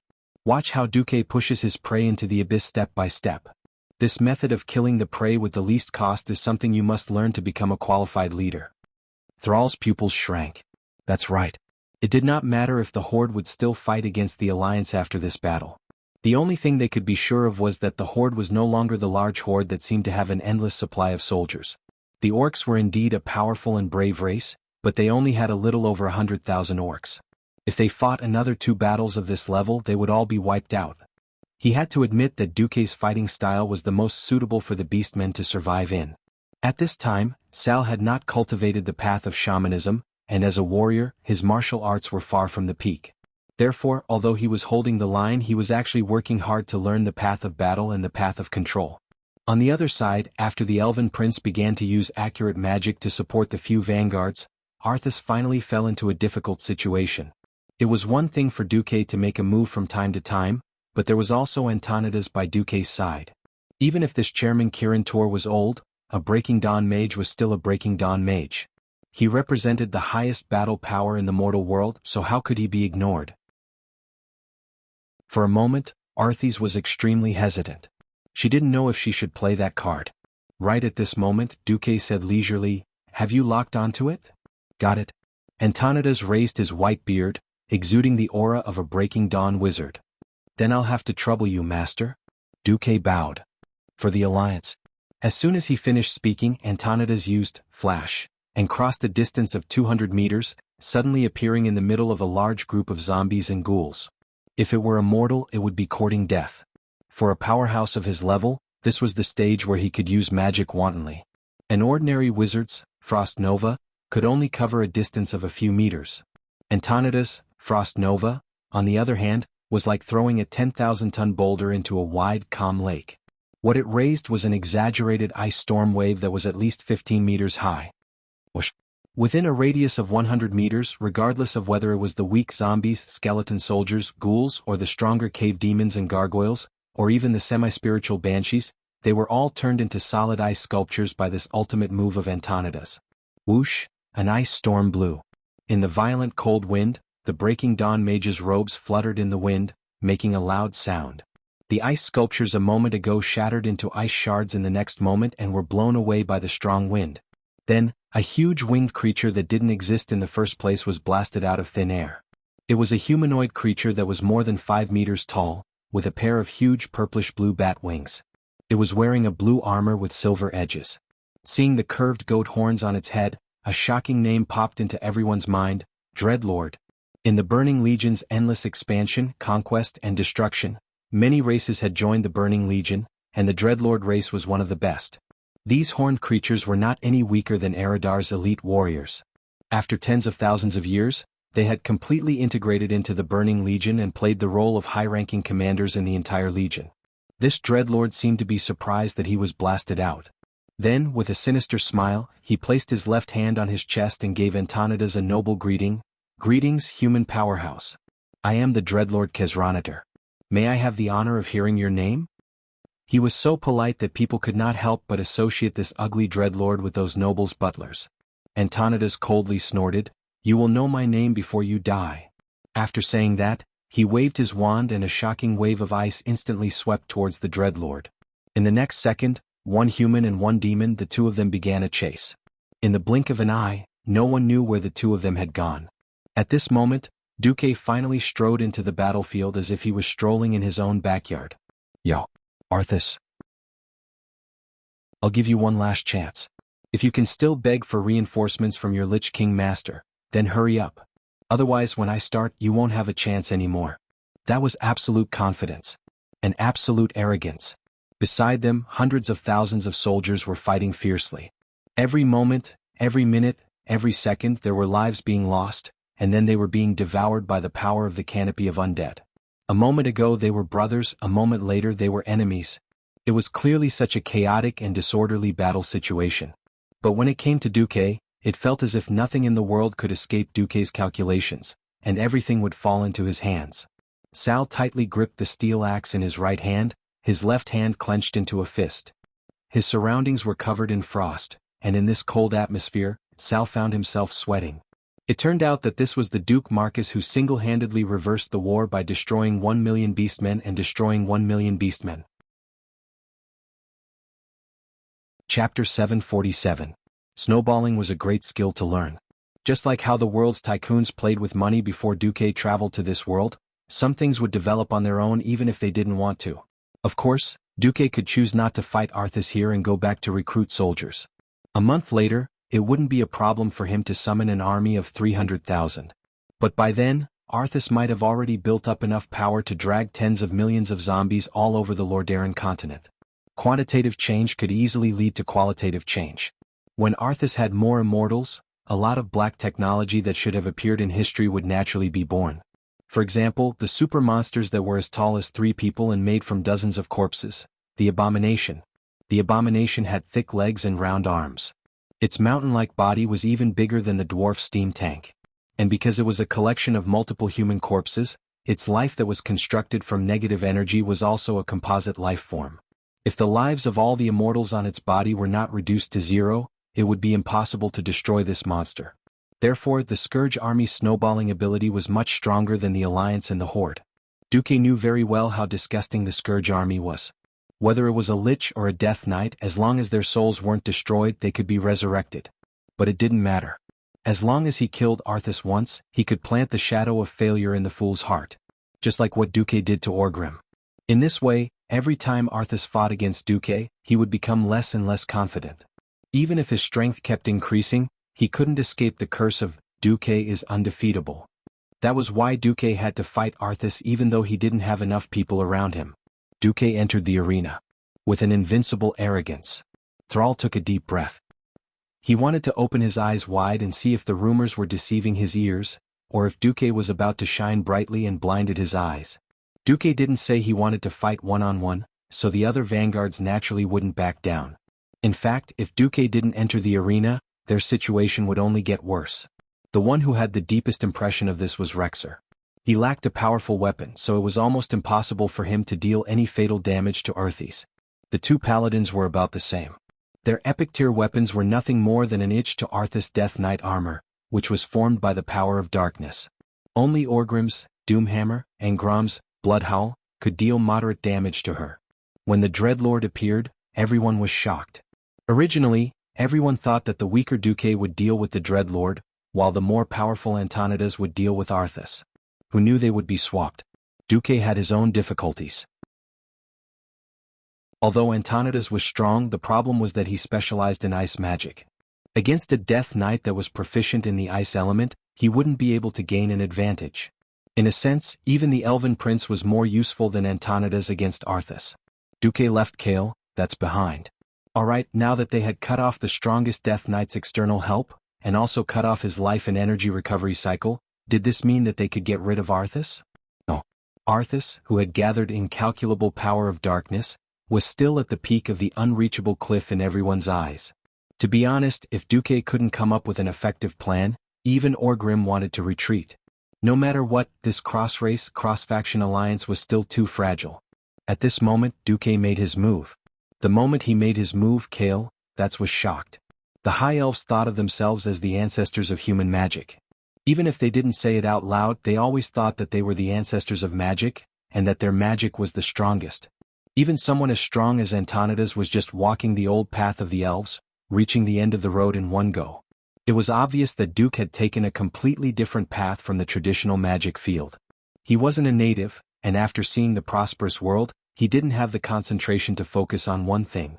He couldn't be as proficient in arcane magic as Ronin, and he couldn't play with ice magic like Antonidas and Jaina. But Duke had something that all the mages in this world didn't have: the system elf. This meant that if Duke wanted to play something, to be able to do what others couldn't, it would all depend on this. Countless portals that looked like portals suddenly bloomed in the space around and above Duke. Anyone who wasn't a mage would think that these were real. Only Kale, that's immediately sensed the strange aura on these so-called portals. Portals that didn't have spatial fluctuations? In the next moment, countless figures stepped out of the portal, each of them holding a dazzling weapon in their hands. They suddenly appeared in the empty sky and land. Unsheathed swords, sturdy hammers, exquisite staffs, bright knives. Every weapon had unique shiny decorations. Not only that, but they also constantly emitted magic fluctuations that couldn't be hidden. It was obvious that they weren't ordinary weapons. They could only be high-level weapons. It was very likely that most of them were epic weapons. No, there was no need for that. They were all epic weapons. Massacre Sword, Titan's Blade, Warmonger. These people wielding all sorts of epic melee weapons seemed to be heroic spirits, but they were all fakes. More than 100 fake heroic spirits formed a huge circular defense line, killing all the Undying that attempted to rush within 100 meters of Arthas. At the same time, countless elven archers appeared in the sky. Although they all had different hairstyles and appearances, and outsiders could easily have facial blindness when they looked at the elves, Kale, that's felt dizzy when he saw them. Damn, where did so many Aurelia and Sasha come from? Duque, why did you create so many copies of your own women? The second batch that came out were also illusions that Duque made with the system elf. The people were illusions and the weapons in his hands were naturally illusions as well, but they looked so real. Loangaru, Heartbreaker Bow, Heartstriker, Huhuran Thorn, Dragon's Breath Cannon. The moment they appeared, they immediately stood in the air and used the long-range weapons in their hands to attack Arthas. The third batch was the trump card. One Jaina, two Jainas, many Jainas. The illusion of Jaina, wearing robes of 7 different colors, red, orange, yellow, green, cyan, blue and purple, all held staffs and bombarded Arthas with magic. No, Second Fool was going crazy. Chapter 748. Duque had never thought of himself as a good person, let alone a saint. There was no way he could reconcile with Arthas, who was already a dead man. Since he had already offended her to death, then, might as well step on her a few more times? If this was the original history, Duque might have been worried about creating a bunch of Jainas and accidentally hurting the passerby Kale, that's Heart. After all, the historical Kai Z seemed to have had a bit of an affair with Jaina in the Dalajan. Now there was no such worry. Jaina was sold by her father to Karazhan when she was still a minor. She was a good girl with Duque until Karazhan was sent flying into the void. Jaina spent most of this year in Stormwind City, rebuilding the Stormwind City Royal Magic Academy under the name of Duque's fiancé. She had no chance to interact with Kai Z at all. According to Elugia, there was one time when Arthas did not give up and wanted to come to Stormwind City for a state visit. Jaina directly announced that she would return to Duque's territory in the East Elven Forest to train during that period of time. Whether it was to avoid suspicion or to really not care about Arthas, either way she wanted Second Fool to give up. The once spoiled childhood sweetheart originally had the chance to be a KFC in heaven and a pig on earth, but just like that, Boss Delin broke them up. Coupled with the identity of Duke Marcus's fiancé, no one could say anything wrong. Second Fool was tragic just like that. It was said that before he fell, he had been a single dog? Second Fool did not have sex with so many maids in the palace and insisted on being a single dog. Duque would not take the blame for this. Anyway, when Duque's illusory Rainbow Jaina team appeared, the Beastmen were dumbfounded. Then, on the Alliance's side, the 3 generals showed subtle expressions. Kale, that's pretended not to see. Mograine and Abendis rolled their eyes. Then they looked at each other. They were actually worried. Even a blind man could feel that their queen's unexposed but incomparably clear feelings for Duque. The problem was Jaina Proudmoore was Duque's fiancée.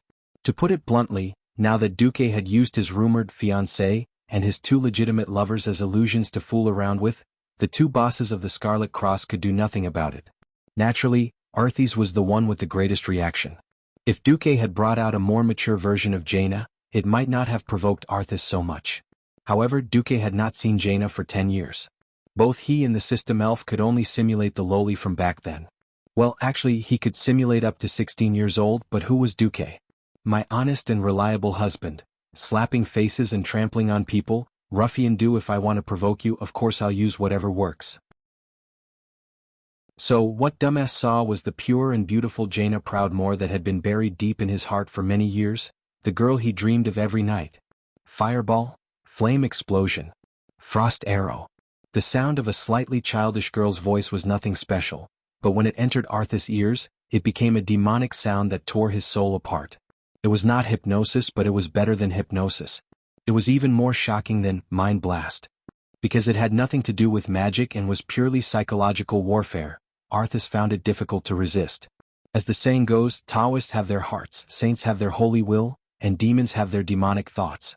The purest fanatical faith had the most powerful holy light. On the contrary, only the ultimate depravity could cultivate the most perfect Lich King carrier. For Nazul, Arthas, who had fallen from a noble and pure paladin to a death knight, was his most ideal reincarnation tool. Whether it was him or Kel Thazad, they were constantly tempting Arthas' soul to fall in the darkest direction. Originally they were very successful. As long as Arthas became the strongest death knight who did not recognize anyone and only knew how to kill, Nazul could carry out his ultimate plot. Now, Arthas' state of mind had undoubtedly been completely broken by Duque. The Lich King used death, plague and frost as his signature, and the most taboo was human nature. At this moment, Arthas' heart was filled with hatred and anger. If Arthas' goal was to become a high-grade demon in the Burning Legion, this was not bad.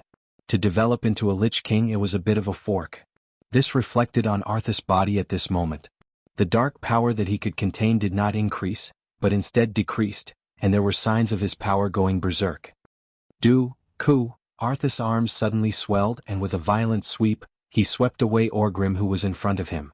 He suddenly stepped on the gravel and rushed forward 3 steps, each step actually covering 5 meters.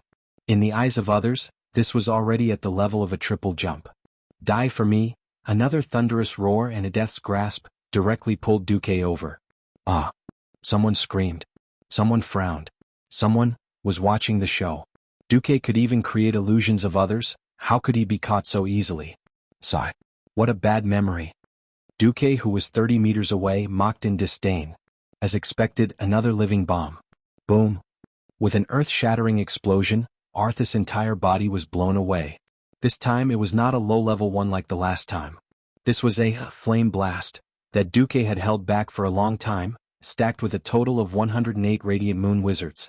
The terrifying power of the fire element was compressed into the size of a fist, and he stuffed it into the flaming figure of the living bomb.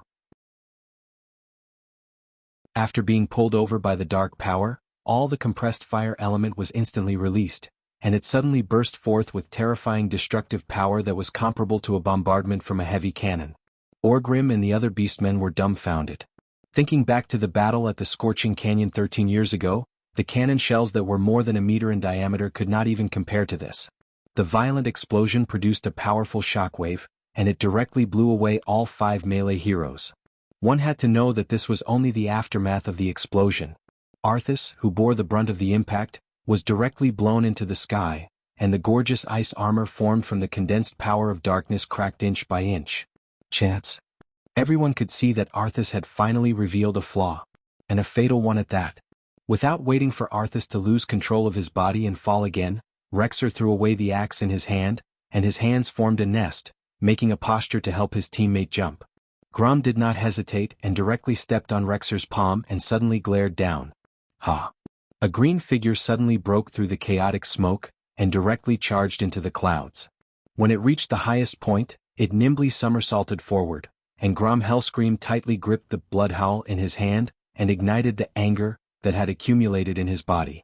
Accompanied by a wild, sky-shaking roar, he swung out a red light that split the sky. Chapter 749. Among the many professions, the warrior's fury was the most unique type of energy. From a certain point of view, fury was like accumulating a mysterious version of adrenaline. The more fury one had, the more their attack speed, strength, and agility would be increased. The most direct manifestation of this was the ability to use all sorts of unimaginable skills that surpassed the limits of the human body. For example, with a leap slash, one could jump more than 10 meters in a single leap. For example, one could step on the air and charge towards an enemy that was floating more than 20 meters away. Of course, it was only for an instant. In the end, a warrior who could not fly would still fall to the ground. When all the fury was released in an instant, the warrior's destructive power would reach an unimaginable peak. If a normal warrior's fury limit was 100, then Grom Hellscream, who had stepped into the realm of heroes, would have a fury limit of 10,000. In terms of quality, it was also far better than a normal warrior. Before Duque entered the battlefield, Arthas had always seen Grom as the biggest threat. Even though Orgrim's attack power wasn't low, Orgrim's offense and defense were more balanced. He didn't have Grom's terrifying destructive power. Now that Grom Hellscream was coming at him with all his might, Arthas hurriedly summoned what little dark energy he had and tried to place Frostmourne between him and Grom. At that moment, the Rainbow Jaina abruptly abandoned the staff in her hand. Holding a court staff with complicated and gorgeous decorations, she pounced on Arthas, who was in midair and had nowhere to go. Then she swung the staff at Arthas. Bystanders might not be able to comprehend how a seemingly weak strike from a stick could stop Arthas's movements. Only the most knowledgeable High Elf Prince, Kale, knew what was going on. The staff represented the dignity of the royal family. When a member of the royal family made a huge mistake, they couldn't use a normal staff to punish them. They could only use a specialized staff. This represented the dignity of the royal family, and also represented Arthas's childhood trauma, because he had been severely beaten with a staff when he was young. Duque's lips curled into a cold smile. To a transmigrator, this was like the killing staff of ancient times. Any troublemaker would first have to be beaten 100 times to extinguish their arrogance. And using Jaina's image as a baton, it was a beautiful picture. One by one, the cute Lolish Jainas smashed them with their clubs with murderous looks. As expected, Arthas was implicated. Even though the attack wasn't that powerful, he still stopped. It wasn't until Grom's full-powered axe strike arrived in front of him that he reacted and continued to raise Frostmourne. The cold white light was mixed with the black light. It was not dazzling, but it had a kind of evil and demonic aura. As if to show the domineering power of death, the disgusting dark magic power kept rolling in the air. Grom's full-powered slash was still slower than Duque had expected. Duque could not help but frown. It couldn't be helped, this was the natural limitation of the axe. As a heavy weapon, the axe was naturally the most powerful. Unfortunately, its speed naturally couldn't match up to an arrow, nor could it be as agile as a one-handed sword. It didn't matter. Duque still had something up his sleeves. With a snap of his fingers, Mograine, who was already prepared, threw a hammer of wrath at Arthas according to the agreement. The small golden hammer suddenly exploded on Arthas' right wrist where she was holding Frostmourne. This wasn't an attack but a pure blinding attack. The illusory hammer that was filled with holy light was the biggest distraction for the undead. Ugh! Arthas grunted, and her hands' movements were still a step slower. Accompanied by Grandpa Roar's earth-shattering roar, Blood Howl, the legendary axe that killed the Lord of the Abyss Manaroth in one hit in the previous world, displayed its unparalleled destructive power for the first time in front of the world. It was a piercing howl, an incomparably violent bloodlust, an aura that could split the heavens and earth. When the scarlet glow from Blood Roar finally collided with the huge black and white body of Arthas, a deafening explosion erupted on the entire battlefield. The Death Knight's inner armor, which could have been blasted by 10 siege alls for an entire day and night without a single crack, finally shattered under such a shocking attack. Grom gripped the handle of his axe tightly, and all the muscles in his body expanded explosively. The strongest Death Knight under the Lich King's command came crashing down like a meteor. Arthas let out an earth-shattering scream and crashed to the ground. It was as if the ground had been hit by the largest cannonball. For a moment, sand and pebbles flew everywhere, and everyone around subconsciously got into a defensive stance to block the flying pebbles that were even fiercer than machine gun fire. Except for one person, stomping on the solid ground, a stalwart figure charged forward with all his might. His momentum was like a raging wave, and his powerful steps were more solid than the hooves of a galloping bull. Almost instantly, Thrall, who was at the back, was subdued by Orgrim's domineering bravery. Thrall didn't have the right to participate in a battle of this level, but he did his best to open his eyes wide, wanting to see how this legendary former great chief fought. Arthas's momentum was greatly reduced, But it was not enough, because the aura of death had not completely dissipated. In order to seize the opportunity to land the killing blow, Orgrim ran with all his might, absolutely not willing to give up this opportunity to kill Arthas. Although he didn't understand why his third great chief, Nazul, went to the Burning Legion to become the Lich King, Orgrim was very clear that if he didn't take care of Arthas, such a terrifying scourge army would sooner or later harm the other tribes on planet Azeroth. There was no turning back. Only by killing Arthas first would he have a chance of survival for the tribe. On the other side, Arthas was very clear-headed. Unless the soul of an undead was damaged or received a soul shock, they would never experience any physical symptoms such as dizziness. Although he was in a difficult situation, Arthas could still control his body, but Orgrim's frontal assault made him feel a chill down his spine. Under the warrior's intercept skill, the distance of 100 meters was instantly reduced to 0. In the blink of an eye, the burning power of the Hammer of Destruction was displayed in front of him. Arthas was not afraid. As long as the incomparably precious magic sword's hilt was still in his hand, he would definitely have the confidence to turn the tables. Facing the burning aura, the only thing he could shout out was the true name of the magic sword. Frostmourne.